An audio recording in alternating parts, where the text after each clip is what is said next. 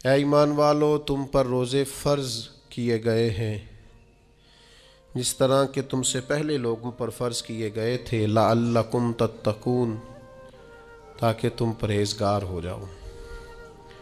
روزے کی برکت سے تمہیں تقوی نصیب ہو۔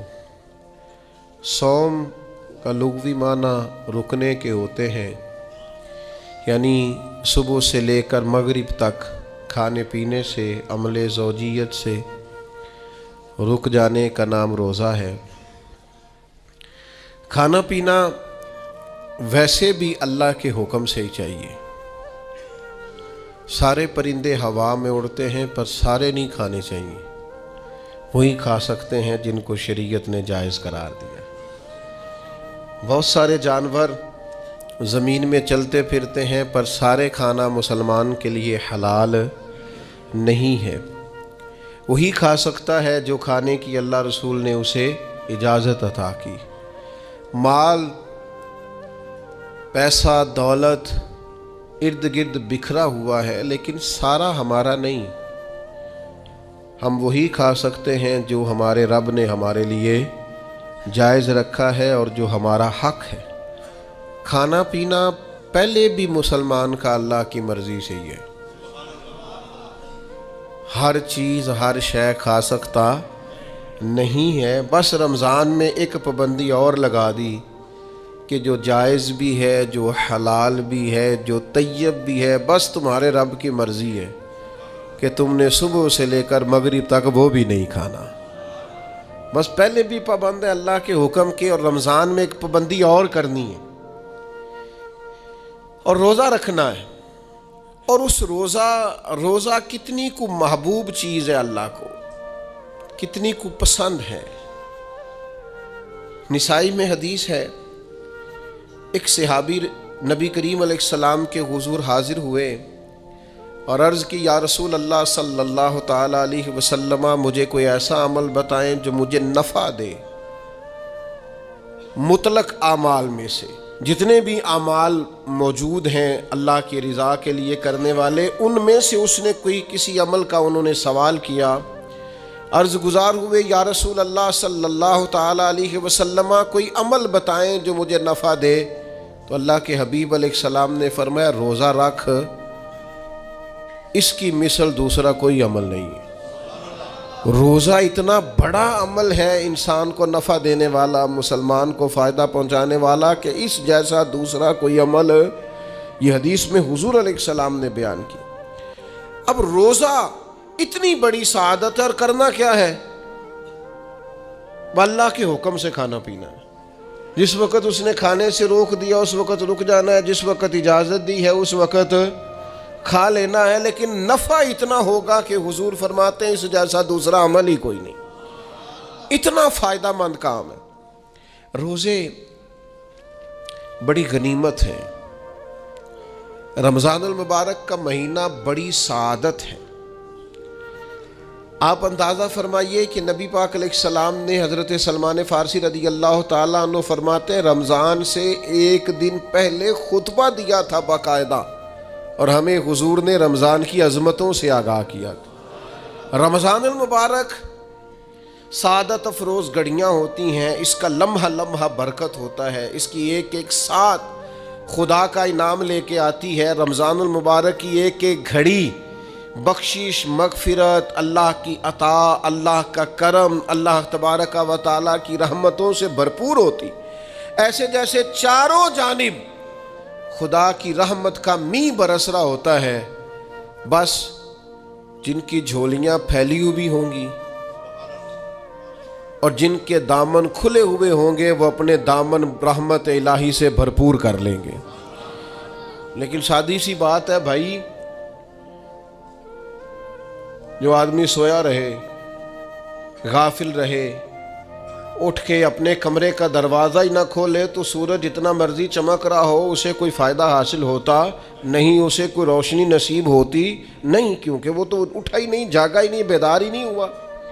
صبح کی آب و ہوا بڑی ٹھنڈی ہوتی ہے، بڑی صحت افزا ہوتی، لیکن اگر کوئی لوگ غافل ہی رہے اس میں، اور صبح اٹھے ہی نہ، سیر کرے ہی نہ، فجر کو نکلے ہی نہ، اس کی غفلت، اس پر طاری رہے، تو جتنا مرضی صبح کا سویرا ہو، جتنی مرضی راحتیں اور رحمتیں ہوں، اسے اس سے نفع حاصل ہوتا وہ تو اسی کو ہوگا جو اٹھے گا، آنکھ کھولے گا۔ تو اچھی طرح سمجھ لیجئے گا، رمضان المبارک کی سعادتیں اتنی بڑی ہیں، برکتیں اتنی زیادہ ہیں کہ حضور علیہ الصلوۃ والسلام نے فرمایا نفل کا ثواب فرض کے برابر، فرض کا ثواب 70 گنا بڑھا کے دیا جائے گا۔ لیکن اگر کوئی غافل کا غافل ہی رہا، اس بیچارے کا موبائل رمضان میں بھی بند نہیں ہوا، لا یعنی بے مقصد بے معنی چیزیں، لغویات اور عبث چیزوں میں اس نے رمضان بھی گزار دیا، تو سعادتیں تو برس رہی تھیں، سورج تو نور کا چمک رہا تھا، روشنی تو پھیل گئی، سعادت افروز گھڑیاں تو آ چکی تھیں، پر اس نے اپنی آنکھ کو ہی نہیں کھولا، غافل کا غافل رہا، تو اسے کچھ میسر آ سکتا۔ نبی پاک علیہ السلام کی حدیث ہے مشکاۃ شریف میں، سرکار نے فرمایا مومن الفت والا ہوتا ہے، مومن الفت والا، فرمایا اس بندے میں کوئی خیر نہیں جو نہ محبت کرے اور نہ اس سے محبت کی جائے۔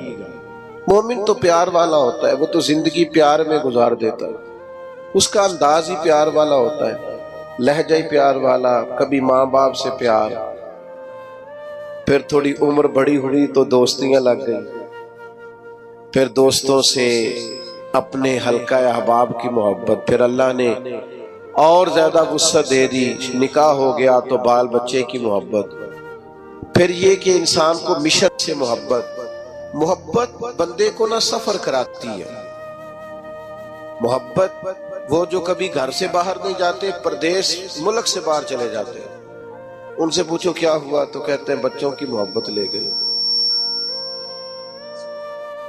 مجھے بچوں کا پیار لے گیا، میں ان کا مستقبل روشن تابناک تابندہ دیکھنا چاہتا تھا تو کٹھن زندگی گزاری، اوکھے سفر کیے، محبت نہ چھوڑیں کبھی بھی، محبت کا لہجہ کبھی نہ بدلے، لوگ آئیں گے آپ کو تلخ کریں گے، غصہ دلائیں گے، ہو جائے گا بڑا کچھ زندگی میں ایسا جس سے طبیعت میں ترشروئی پیدا ہوگی، حالات اوپر نیچے ہوتے رہتے ہیں، پر محبت رہتی ہے، وقت کے ساتھ چیزیں بدلتی رہتی ہیں، محبت نہیں چھوڑنی، محبت نہ موسمی ہوتی ہے نہ علاقائی ہوتی ہے، نہ محبت جو ہوتی ہے وہ کسی خاص ماحول کی پابند ہوتی ہے۔ آپ یہ دیکھیں کہ سخت ترین ماحول ہے بدر میں، بظاہر حالات کٹھن ہیں، حالات اتنے سخت ہیں کہ 1000 کفار سامنے کھڑے ہیں، 313 نے ان سے لڑنا ہے، حالات میں تیزی ہے، شدت ہے، اور بڑی پریشانی بظاہر دنیا ساری کی نظریں اس وقت کی لگی ہوئی ہیں کہ حالات کیسے ہیں، تو ہر آدمی جنگی تدبیر کر رہا ہے، محبت کرنے والے محبت کر رہے ہیں۔ سرکار صفیں سیدھی کرا رہے تھے، ایک شخص کو کہا ذرا پیچھے ہٹ جا، تو اس نے کہا جی آپ نے تو مجھے چبھو دیا ہے، وہ نیزے کی انی لگ گئی ہے یا کوئی چیز لگ گئی ہے، میں نے تو بدلہ لینا ہے۔ فرمایا لے لو بدلہ۔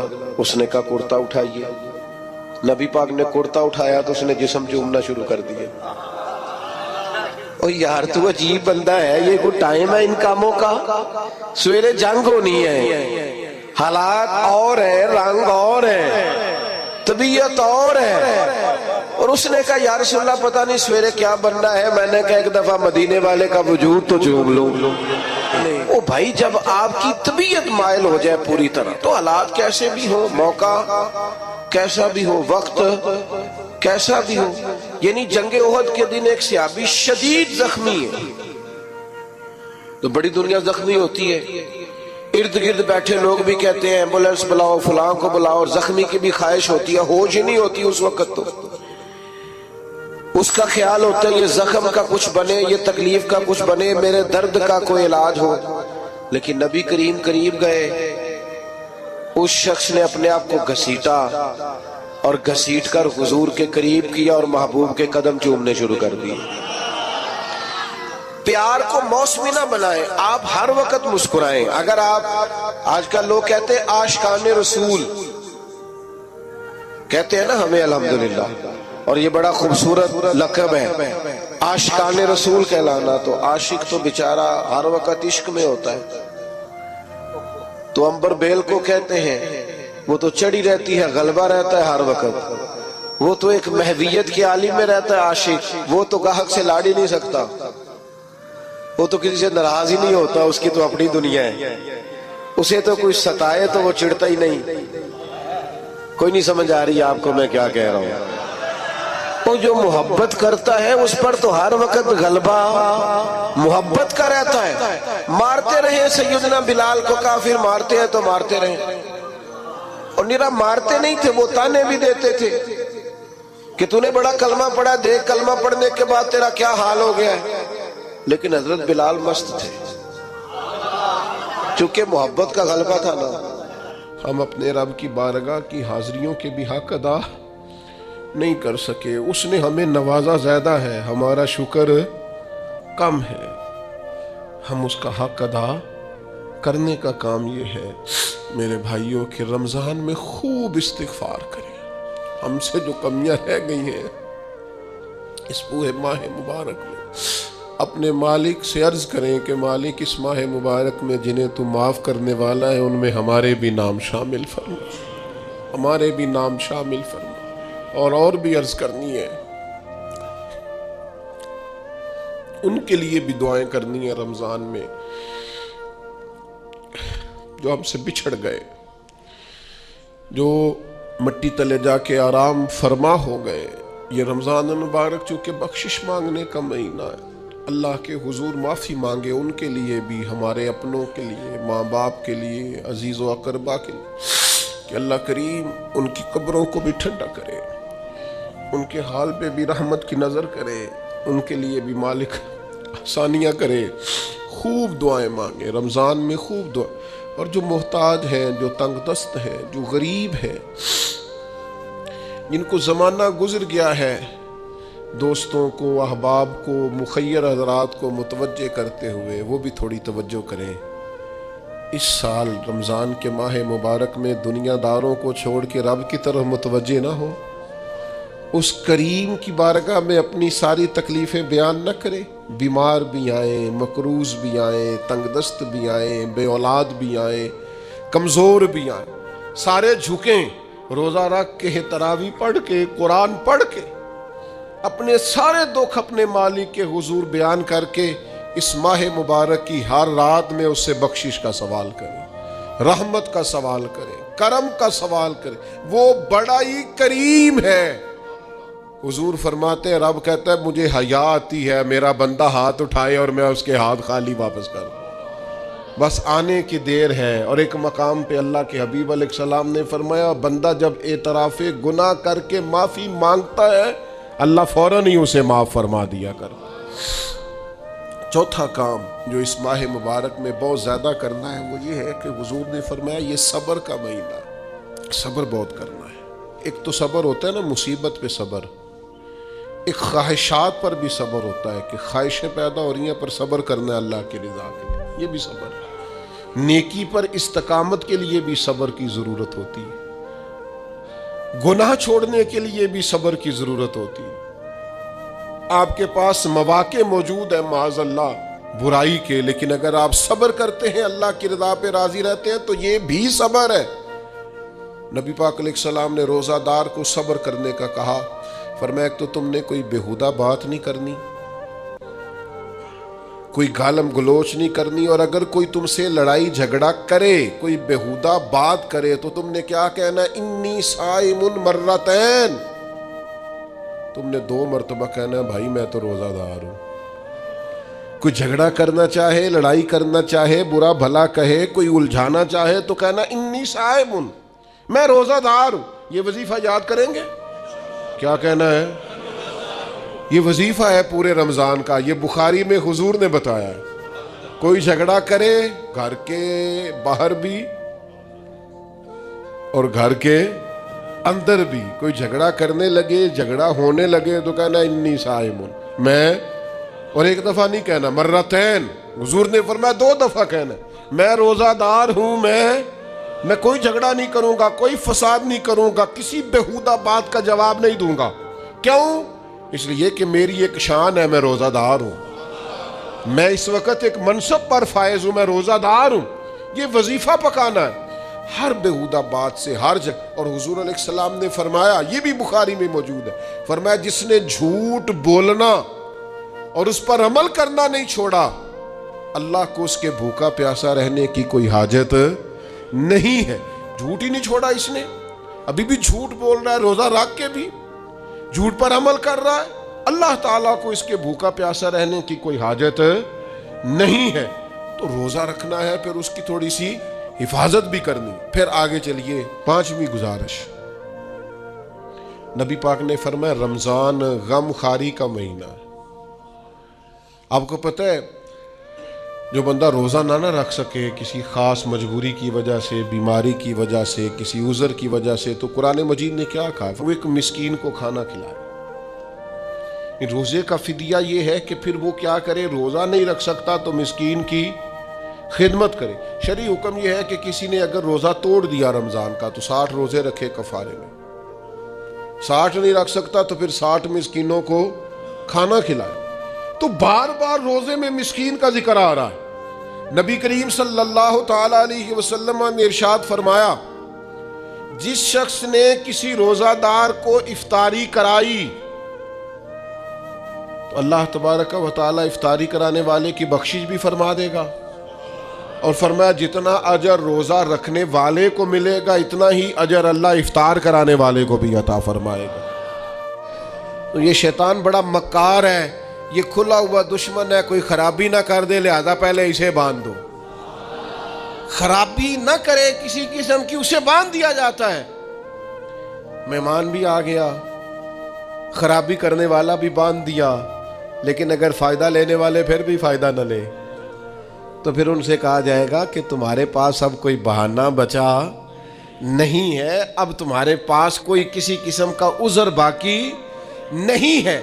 اب تو یہ تھا کہ تمہیں بخشش کرانا چاہیے تھی، استغفار پڑھنا چاہیے تھی، دعائیں کرنا چاہیے تھی، قرآن مجید کی تلاوت کو کثرت سے کرنا چاہیے تھا، لیکن چونکہ اب تم یہ بھی نہیں کہہ سکتے کہ مجھے شیطان نے گمراہ کر دیا، وہ تو باندھ دیا گیا ہے، اب تو فسادی کو ویسے ہی کنٹرول کر دیا گیا ہے۔ اب بھی تم اگر سوئے رہے، اب بھی اگر تم نے غفلت کی، اب بھی چھوٹے موٹے بہانے کر کے تراویاں چھوڑتے رہے، اب بھی ذرا ذرا سی سستیاں کر کے ادھر ادھر نکلتے رہے، اس کا مطلب یہ ہے کہ پھر تم استفادہ کر سکے، تم نے سستی کا مظاہرہ کیا، تم نے اور اب دیکھیں جب اتنے بندوبست کیے تمہارے لیے، ثواب بھی بڑھا دیا، اجر بھی بڑھا دیا، تمہارے لیے جو فساد پیدا کرنے والا شیطان تھا وہ بھی قید، لیکن اگر تم پھر بھی عمل نہ کرو،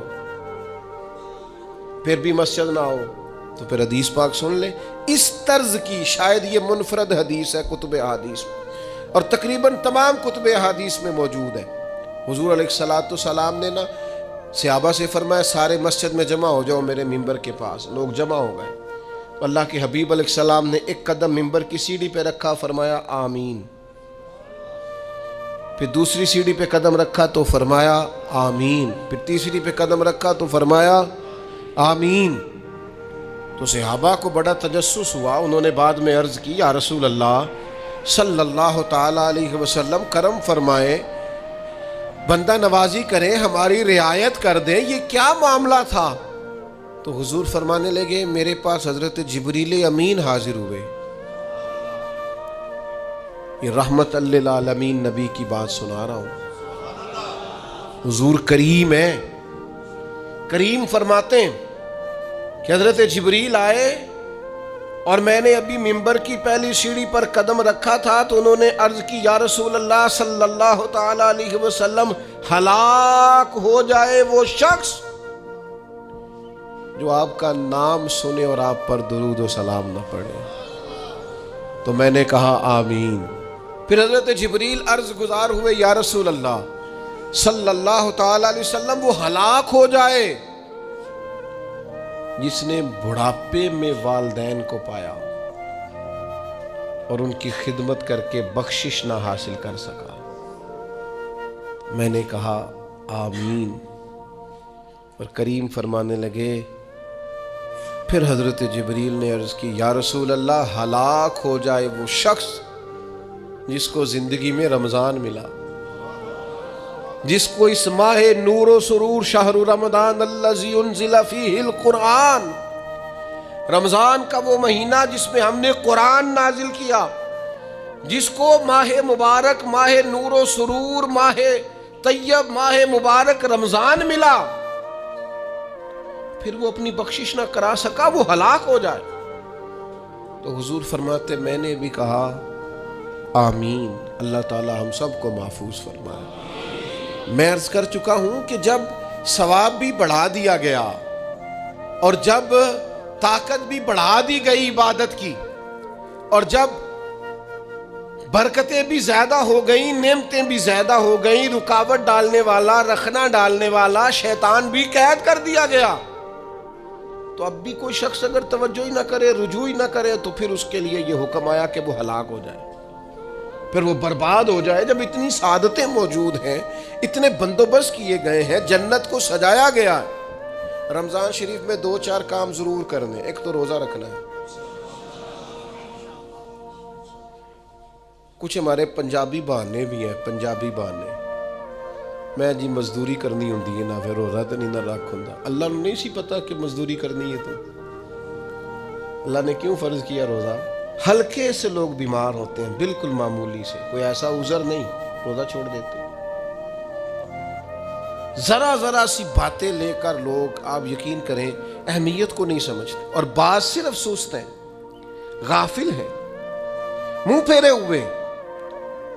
اگر یہ ایک حدیث سمجھ میں آ جائے نا، ترغیب و ترہیب میں اور دیگر کتب حدیث میں بھی موجود ہے، حضور نے فرمایا جس نے رمضان کا ایک روزہ چھوڑ دیا، زندگی بھر بھی روزے رکھے، وہ فضیلت نہیں پا سکتا جو رمضان کا روزہ سے فضیلت اسے مل لی تھی۔ اتنی بڑی بات ہے، آپ اس کو سمجھ لیں، اتنے سعادت افروز روزے ہیں رمضان کے۔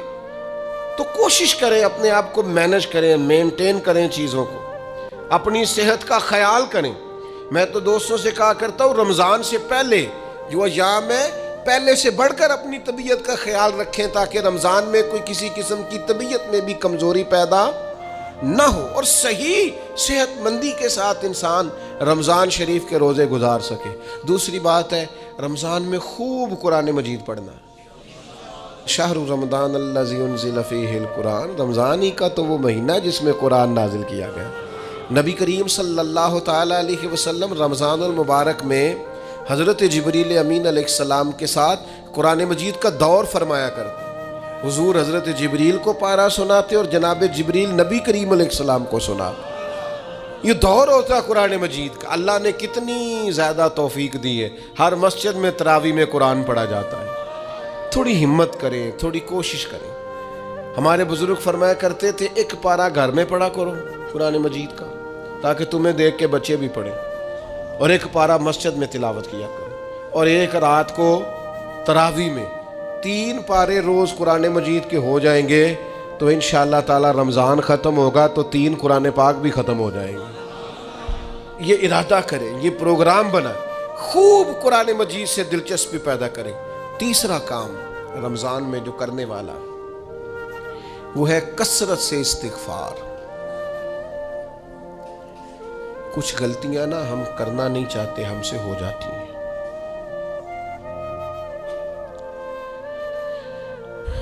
کچھ غلطیاں ایسی ہیں جو ہم بڑی بڑی کر چکے ہیں، لیکن ہمیں یاد ہی نہیں، بھول گئے۔ کچھ خطائیں ہم سے ایسی سرزد ہوتی ہیں جو لاشعوری میں ہو جاتی، ہمیں سمجھ نہیں ہوتی کہ یہ خطا ہے اور اتنی بڑی ہے۔ کسی شخص کو بعض اوقات کوئی ایسی بات کہہ دیتے ہیں کہ ہماری نظر میں وہ بات معمولی ہوتی ہے، پر وہ بیچارہ ساری رات سو نہیں سکتا۔ رمضان کا مہینہ ہے اپنے رب سے معافی مانگنے کا مہینہ، اس سے توفیق مانگنے کا مہینہ، اس کے حضور حاضر ہونے کا مہینہ۔ میں آپ کی خدمت میں عرض کروں،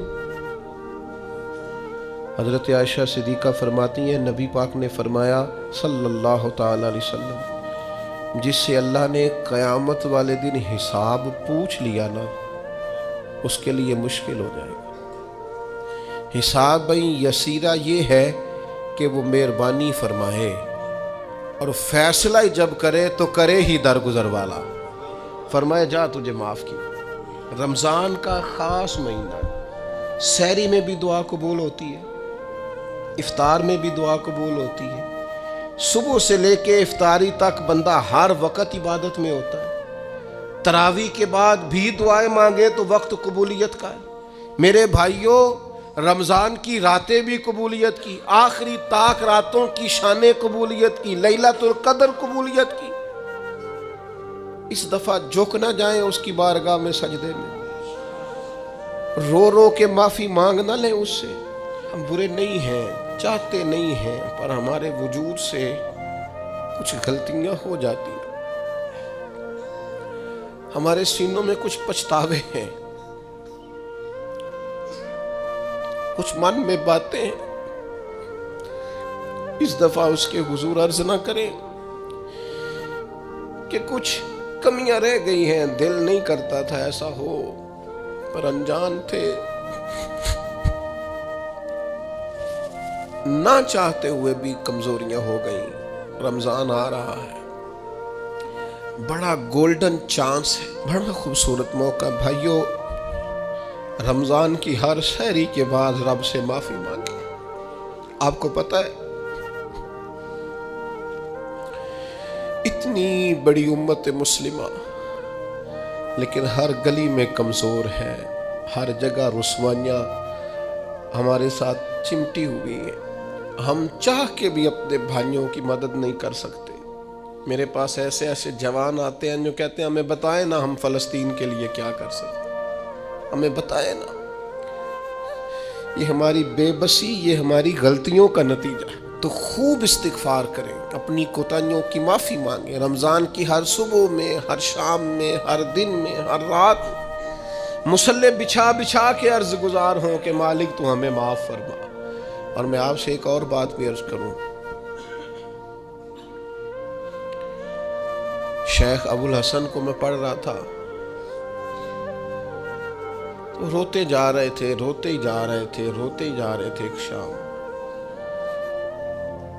ان کے کچھ لوگوں نے ان سے کہا کہ حضور اس قدر زیادہ آہوزاری؟ تو فرمانے لگے میری بس اتنی خواہش ہے کہ جب میں اپنے رب سے ملوں نا تو میرا رب مجھے ناراض نہ ملے. تو میں ہر وقت اس لیے تڑپتا ہوں کہ میرے اندر جو کوتاہیاں مجھ سے ہو گئی ہیں، میرا مالک وہ مجھے معاف کر دے. ہم نے کوشش کی ہے زندگی میں ماں باپ کی خدمت کرنے کی، لیکن نہیں، ہم سے ان کے حق ادا نہیں ہو سکے. کوشش کی ہے بہن بھائیوں پر توجہ دینے کی، لیکن حق ادا نہیں ہو سکے. چاہیے تھا اولاد کی تربیت بڑی شاندار کرتے، لیکن سہولتیں کچھ زیادہ دے بیٹھے، لاڈ پیار کچھ زیادہ کر سکے. ان کی تربیت کا بھی صحیح حق ادا اللہ نے عزت زیادہ دی تھی، جواب میں ہماری خدمتیں